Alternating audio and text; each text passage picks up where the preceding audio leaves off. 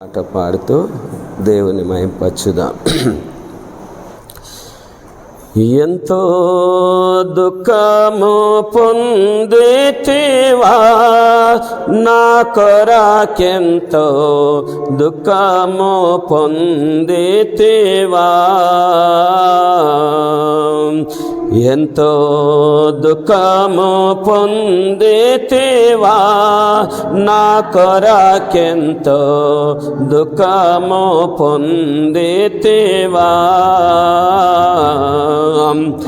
ఎంతో దుఃఖము నీకు, ఎంతో చింతయో నాకు, ఎంతో దిగులయ్యా నాకు. ఆ పొంతి పిలాతో యోధులు నీకు పెట్టిన శ్రమలను తలపోయగా, ఎంతో దుఃఖము పొందితివా, నా కొరకెంతో దుఃఖము పొందితివా. వచ్చిరి యోధులు మోచెటలాడొచ్చు, నే చెటవాడనొచ్చు.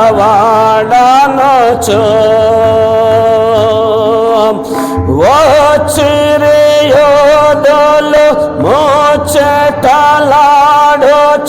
నే చెటవాడనొచ్చు. నిన్ను మాచరముతో వారి ఇచ్చవచ్చినట్లు కొట్టి దోషించినారా, ఎంతో దుఃఖము పొందితివా, నా కొరకెంతో దుఃఖము పొందితివా.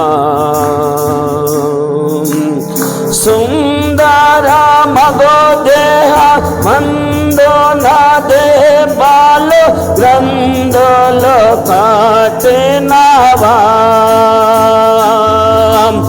సుందర మగో దేహ మందు నా దేవాలు గ్రంథులు కట్టినవా,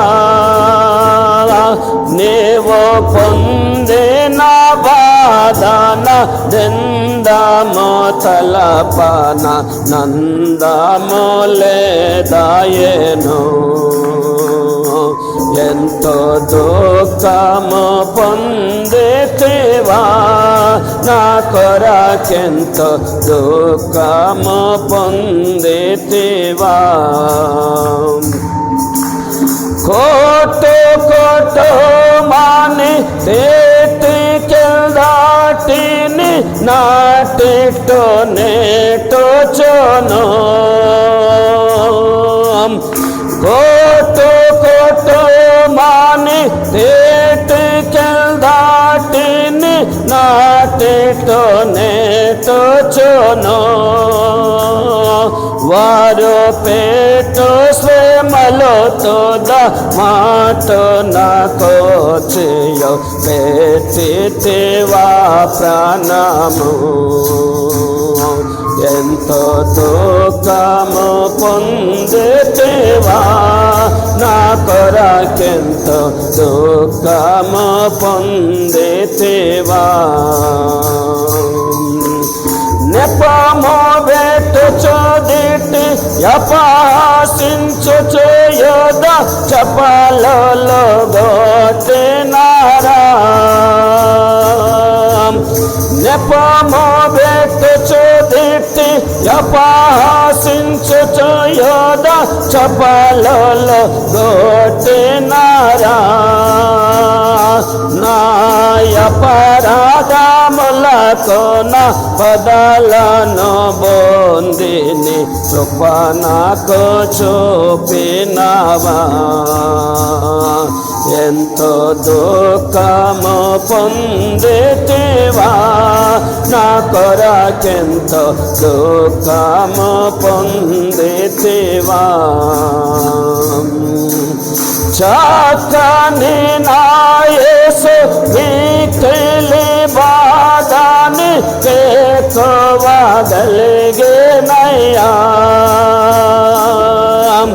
చక్కని నా యేసు మిక్కిలి బాధని కేకోవగలిగేనయ్యా.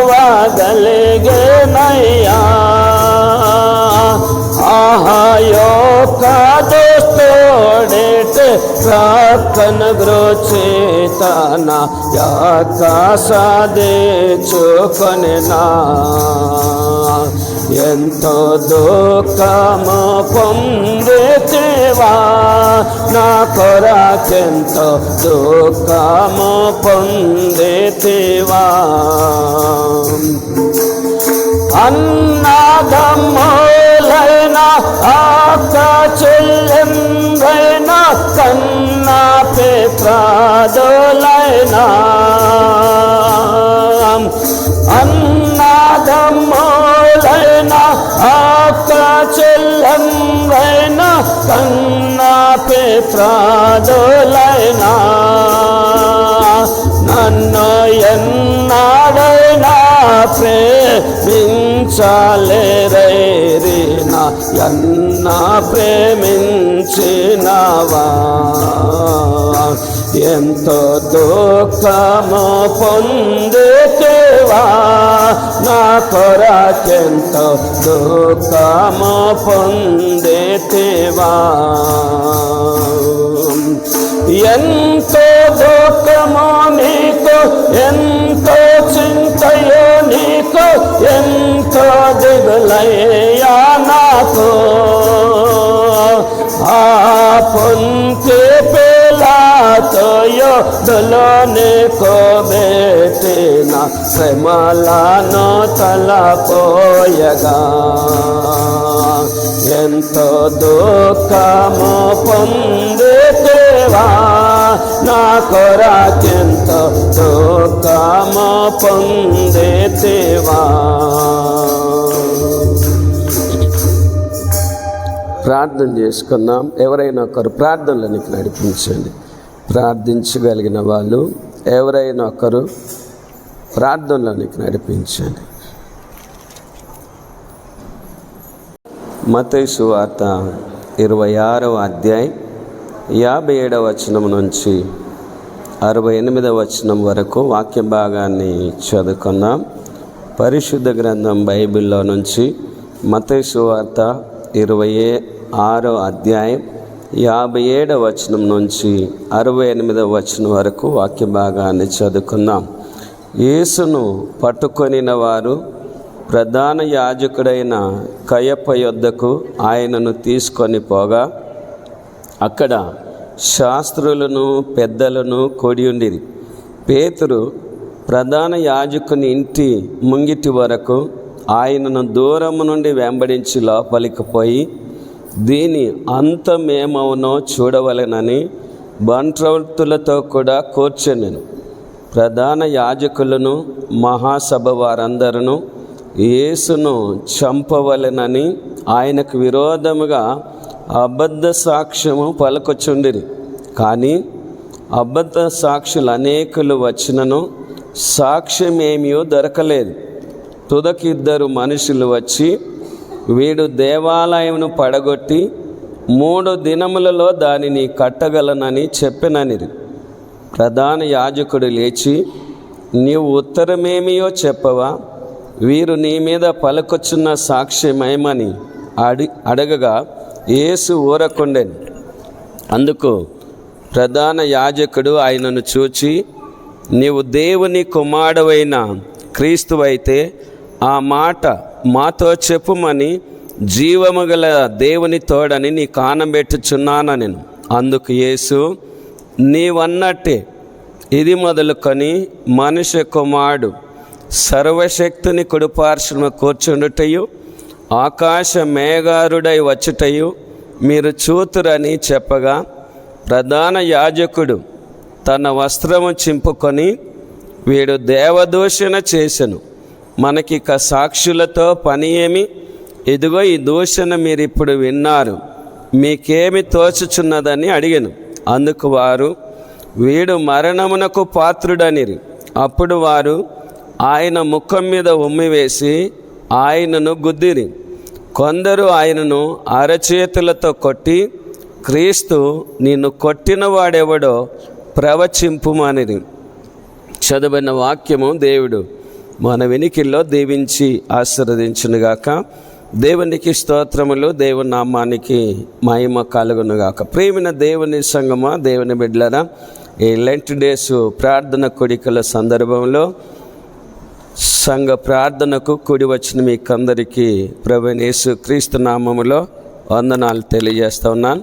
ఈ రీతిగా సంఘముగా సావాసంగా కూడుకునేదానికి దేవుడిచ్చినటువంటి గొప్ప అవకాశాన్ని బట్టి, గొప్ప భాగ్యాన్ని బట్టి, గొప్ప ధన్యతను బట్టి దేవునికి స్తోత్రములు, దేవునికే ఘనత మహిమ ప్రభావములు చెల్లునుగాక. కొన్ని నిమిషాలు దేవుని వాక్యము ధ్యానించుకుందాం. ప్రేమైన దేవుని సంగమా, దేవుని బిడ్డలారా, ఇంతకుముందు వాక్య భాగములో యేసయ్యను గెస్తెమనే తోటలో పట్టినట్లుగా కొట్టినట్లుగా వాక్య భాగంలో చూస్తాం. అంతకుముందు వాక్య భాగంలో గెస్తెమనే తోటలో ముమ్మారు ప్రార్థన చేసినట్లుగా, వేదనతో ప్రార్థన చేసినట్లుగా, దేవదూత వచ్చి ఆయనను బలపరిచినట్లుగా దేవుని వాక్యంలో మనం చూడగలుగుతాం. ఇప్పుడు ప్రేమిన దేవుని సంగమం, యేసయ్య గెస్తెమనే తోటలో పట్టబడిన తర్వాత, ఎక్కడ పట్టబడ్డాడు? గెస్తెమనే తోటలో. దానికి దగ్గర ఇంకో తోట ఏముంటుంది? ఒలివల వనం ఉంటుంది. ఆ రెండిటికి దగ్గర ఏముంటుంది? కేద్రోను వాగు ఉంటుంది. యేసయ్య కేద్రోను వాగు దాటి ఇప్పుడు ప్రేమిన దేవుని సంగమా అప్పుడప్పుడు ఒలివల వనముకి వెళ్ళేవాడు, గెస్తెమనే తోటకు వెళ్ళేవాడు.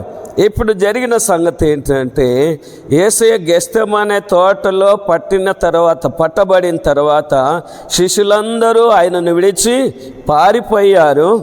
ఇప్పుడు జరిగిన సంగతి ఏంటో చూడండి. 57వ వచనం నుంచి, యేసును పట్టుకొనిన వారు ప్రధాన యాజకుడైన కయప యొద్దకు ఆయనను తీసుకొని పోగా. ఇక్కడ ఈ మత్తయి సువార్తలో ప్రధాన యాజకుడైన కయప యొద్దకు తీసుకొని పోయినట్లుగా దేవుని వాక్యంలో, వీళ్ళు మత పెద్దలు. వీళ్ళు ఎవరు? మత పెద్దలు. అయితే ఇంకా మిగిలిన సువార్తలో చూస్తే యేసయ్య గెస్తెమనే తోటలో పట్టబడిన తర్వాత, ఎక్కడ పట్టబడిన తర్వాత? గెస్తెమనే తోటలో పట్టబడిన తర్వాత మొదట అన్న యాజకుని దగ్గరికి, అన్న కయపలు ఇద్దరు మామనాళ్ళు. అన్న కయపలు ఇద్దరు ఎవరు? మామనాళ్ళు. మొదట అన్న ప్రధాన యాజకుని దగ్గరికి కొనిపోబడ్డట్టుగా, అక్కడి నుంచి ఇప్పుడు ఎక్కడికి తీసుకొచ్చారు? కయప దగ్గరికి తీసుకొని వచ్చినట్లుగా దేవుని వాక్యంలో మనం చూడగలుగుతాం. వీళ్ళు మత పెద్దలు. వీళ్ళు ఎవరు? రోమా ప్రభుత్వ కాలములో ఇశ్రాయేలు జనాంగానికి వీళ్ళు మత పెద్దలు. ఏ జనాంగానికి? ఇశ్రాయేలు జనాంగానికి వీళ్ళు మత పెద్దలు, అధికారులు. అక్కడ శాస్త్రులను పెద్దలను కూడి ఉండేది. ఎక్కడ? కయప ఇంటి దగ్గర ఎవరెవరు ఉన్నారు? శాస్త్రులు ఉన్నారు, పెద్దలు ఉన్నారు, అధికారులు ఉన్నారు, నాయకులు ఉన్నారు. ఏం జరిగిందో చూడండి. 58వ వచనం, పేతురు ప్రధాన యాజకుని ఇంటి ముంగిటి వరకు ఆయనను దూరము నుండి వెంబడించి లోపలికి పోయి, దీని అంతమేమవునో చూడవల్లని బంట్రౌతులతో కూర్చును. పేతురు యోహానులు అందరూ యేసయ్యను విడిచిపెట్టి వెళ్ళిపోయారు. కానీ ఎలాగో ఆ గుంపులో కలుసుకున్నాడు. యేసయ్యను ఏ గుంపు అయితే పట్టుకున్నాదో ఆ గుంపులో కలిసిపోయి ఏం చేస్తూ ఉన్నాడు? ఏమేం జరుగుతుందో చూతామని చెప్పి గుట్టు చప్పుడు కాకుండా ఆ గుంపులో కొనసాగుతూ ఉన్నాడు. 59వ వచనం, ప్రధాన యాజకులను మహాసభ వారందరూ యేసును చంపవలనని ఆయనకు విరోధముగా అబద్ధ సాక్ష్యము వెదుకుచుండిరి. గాని ఎవరంట?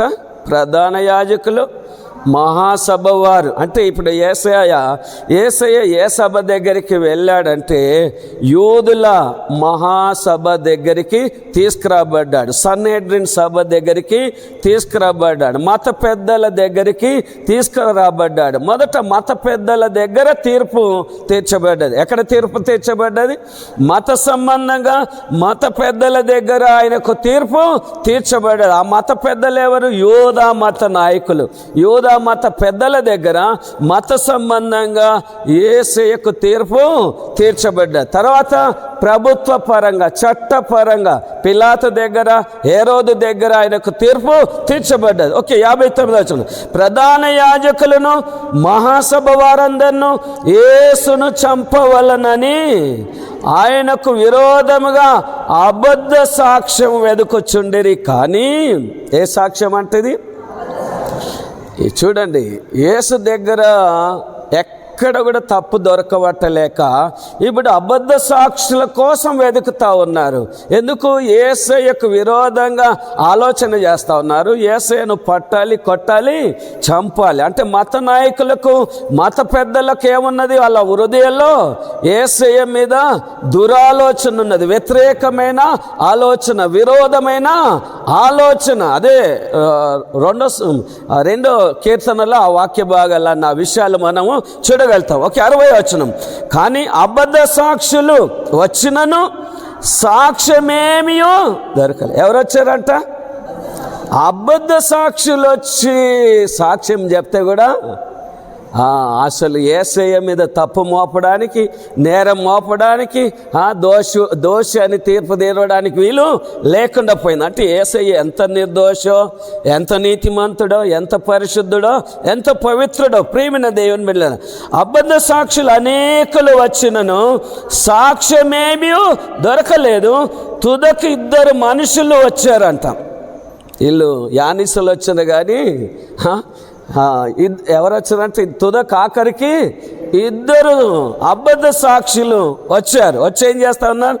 వీడు దేవాలయమును పడగొట్టి. దేన్ని పడగొట్టి? ఈ అబద్ధ సాక్షులు కూడా దొంగలే. ఈ చివరికి వచ్చిన అబద్ధ సాక్షులు కూడా వీళ్ళు కూడా పచ్చి దొంగలే. ఎందుకంటే చూద్దాం, వాక్యం పరిశోధన చేస్తాం. దేని పరిశోధన చేస్తాం?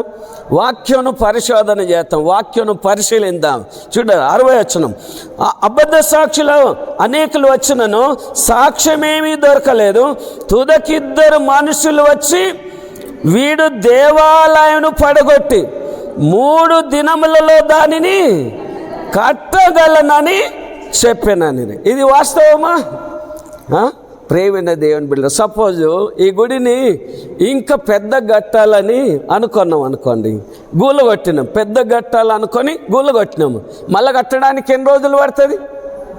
కూలగొట్టడానికి టైం పడుతుంది, కట్టడానికి కూడా టైం పడుతుంది. ఇప్పుడు ఎన్నో సంవత్సరాలుగా, ఎన్నో మాసాలుగా కట్టబడిన దేవాలయంను 3 రోజుల లోపల కడతానని యేసయ్య అన్నాడని చెప్పి, ఎవరన్నారని?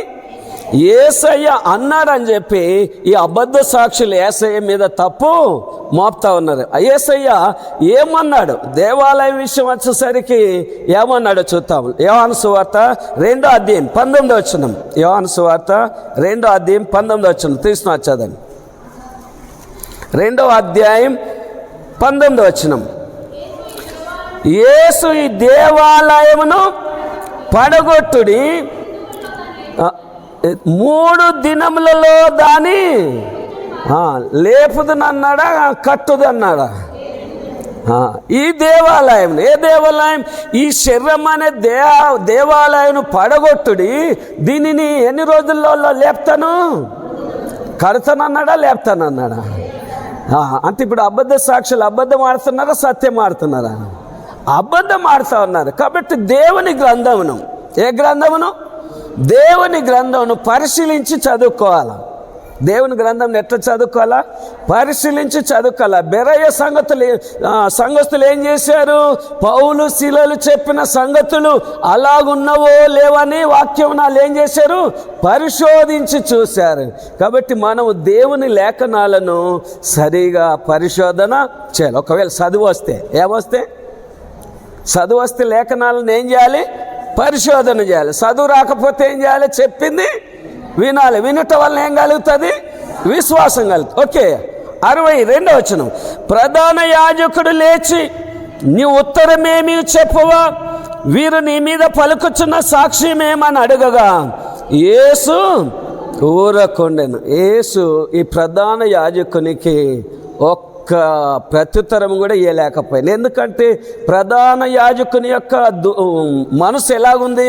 దురుద్దేశంతో, చెడు ఉద్దేశంతో ఉన్నది. నోట్లకి వెళ్ళేదన్న మాట జారితే తప్పు పట్టాలి, నేరము మోపాలి అని చెప్పి ఆ దురుద్దేశంతో ఉండి అడుగుతున్నాడు కనుక యేసయ్య నోరు తెరవకుండా, బదులు పలకకుండా, నోరు తెరవకుండా బదులు పలకకుండా మౌనిగా ఉండిపోయాడు. ఓకే, 63వ వచనం. అందుకు ప్రధాన యాజకుడు ఆయనను చూచి, నీవు దేవుని కుమారుడైన క్రీస్తు అయితే ఆ మాట మాతో చెప్పుమని జీవము గల దేవుని తోడ నీకు ఆనబెట్టుచున్నాను నేను. ఈ మాటకు మాత్రం యేసయ్య ప్రత్యుత్తరం ఇస్తా ఉన్నాడు. ఏమని? అందుకు యేసు, నీవన్నట్టే, నేను చెప్పడమే కాదు, నీవన్నట్టుగే నేనెవరిని? దేవుని కుమారుని. నేనెవరిని? యేసయ్య ఏమన్నాడు? నీవన్నట్టుగానే నేనెవరిని? దేవుని కుమారుని, మనుష్య కుమారుని, లోక రక్షకుని, పాపులకు రక్షకుడను, రోగులకు వైద్యుడను, గొర్రెలకు మంచి కాపు. నీవన్నట్లు నేను దేవుని, నేను అనకముందే నీవి అంటున్నావు కదా. సాతానుగాడు వచ్చి ఏమన్నాడు? నీవు దేవుని కుమారుడవైతే ఈ రాళ్ళను రొట్టెలుగా మార్చు అన్నాడు కదా.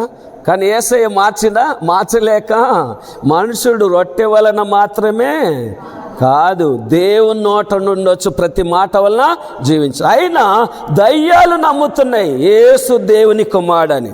ఎవరు నమ్ముతా ఉన్నారు? దయ్యాలు నమ్ముతా ఉన్నాయి యేసు దేవుని కుమారుడని. అంత మాత్రమే కాకుండా యేసయ్య సముద్రం మీద నడిచి, ఎక్కడి నుంచి ఏడ నడిచి? సముద్రం మీద నడిచినప్పుడు ఆయనను చూసి పేతురు కూడా, ప్రభువా నీవైతే నేను కూడా సముద్రం మీద నడిచి వచ్చుటకు నాకు సెలవు ఇవ్వంటే, మరి ప్రభు మాటను బట్టి పేతురు ఏం చేశాడు? నీళ్ళ మీద నడిచాడు. నడిచిన తర్వాత మునిగిపోతున్న సమయంలో యేసు లేవనెత్తాడు. ఇప్పుడు ఏం జరిగిందో చూద్దాము. మత్తయి సువార్త 14:33 మత్తయి సువార్త 14:33 అంతటా దోణిలో ఉన్నవారు వచ్చి, నీవు నిజముగా దేవుని కుమారుడు అని చెప్పి ఆయనకు మొక్కిరి. దేవుని కుమారుడు కాబట్టి సముద్రం మీద నడవగలిగిండు. ఆ సముద్రం మీద నడవడం చూసి దోణిలు ఉన్న వాళ్ళు, ఓడలు ఉన్న వాళ్ళు వచ్చి ఏం చేశారు? నువ్వు నిజంగా ఎలాంటి వాడవు?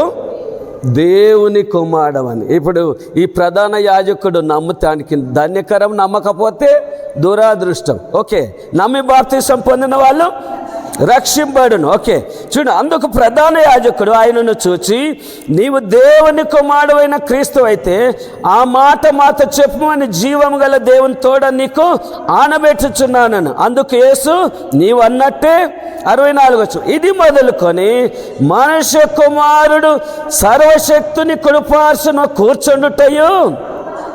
ఎక్కడ కూర్చుంటాడు అన్నమాట? సర్వశక్తి మంతుని కుడిపార్శ్వమున కూర్చుని. ఇప్పుడు ఏడ కూర్చున్నాడు యేసయ్య? తండ్రి కుడిపార్శ్వన కూర్చుని ఏం చేస్తా ఉన్నాడు? విజ్ఞాపన చేస్తా ఉన్నాడు. మొట్టమొదటి దర్శనంలో ఎవరు చూశారు? యేసయ్య తండ్రి కుడిపార్శ్వన కూర్చొని విజ్ఞాపన చేయడం మొట్టమొదట అపోస్తల కార్యములు ఎవరు చూశారు? తొందరగా చాక్లెట్ ఎవరు చూశారు? స్టెఫెను చూశాడు. ఎవరు చూశారు? చనిపోతున్న సమయంలో, హతసాక్షి అవుతున్న సమయంలో దర్శనంలో యేసయ్య తండ్రి కుడిపార్శ్వన కూర్చొని ఏం చేస్తా ఉన్నాడు? విజ్ఞాపన చేస్తా ఉన్నాడు. మన కోసం ఆయన విజ్ఞాపన చేస్తా ఉన్నాడు. ఇప్పుడు ఆయన ఎట్లా వస్తాడంట?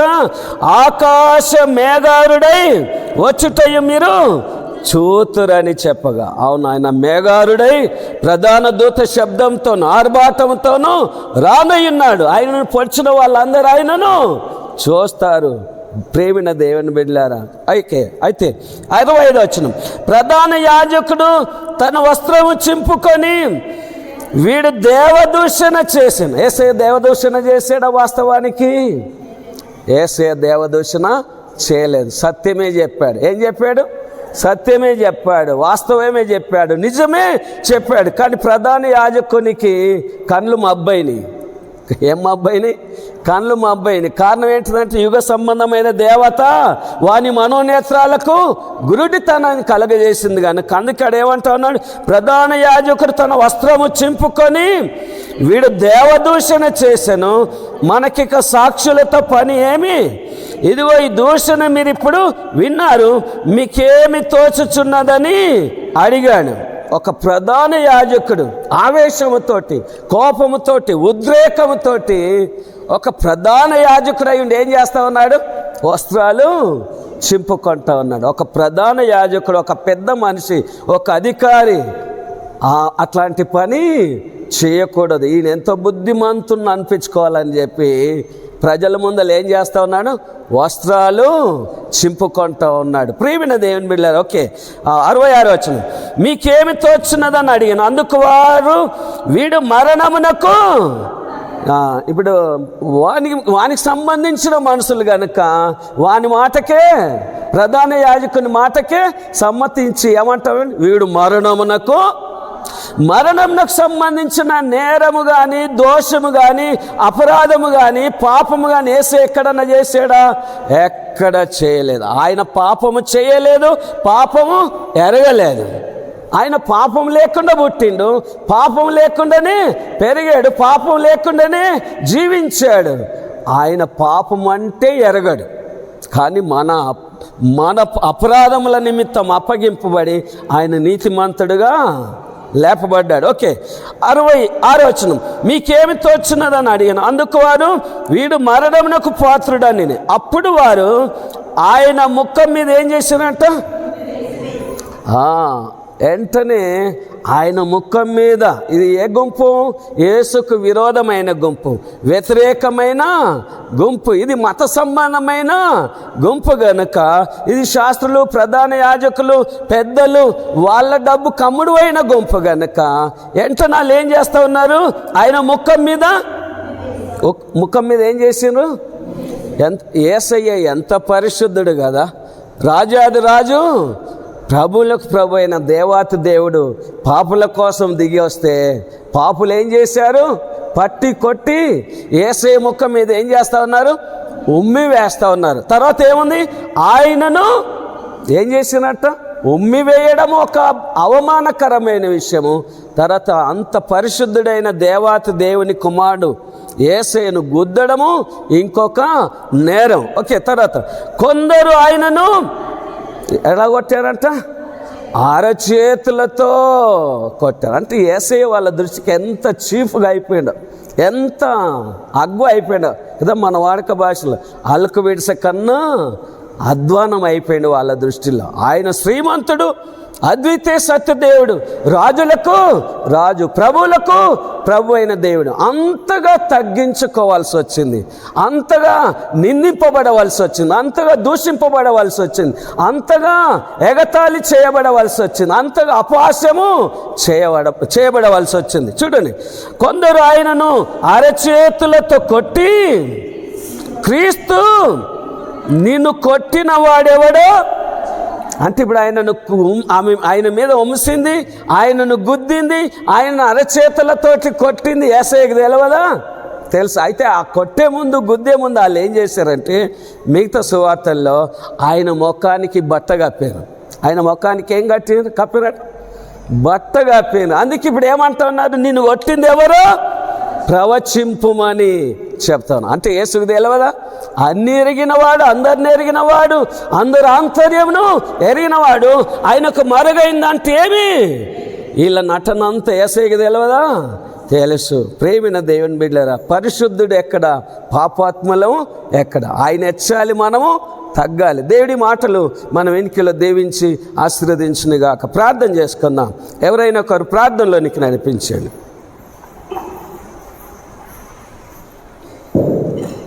నీ రాజ్యం వచ్చుగాక, నీ చిత్తం పరలోకమందు ఎలాగో అలాగే భూమి యందు నెరవేరునుగాక. మాకు కావలసిన అనుదినారం నేడు మాకు దయచేయం. మా రుణస్థులు మేము క్షమించు ప్రకారం మా రుణములు క్షమించు, మమ్మల్ని శోధన కాకీను తప్పించు. ఎందుకంటే రాజ్యం, బలం, మహిమ నిరంతరం నీవైనావు స్వామి. ఆమేన్.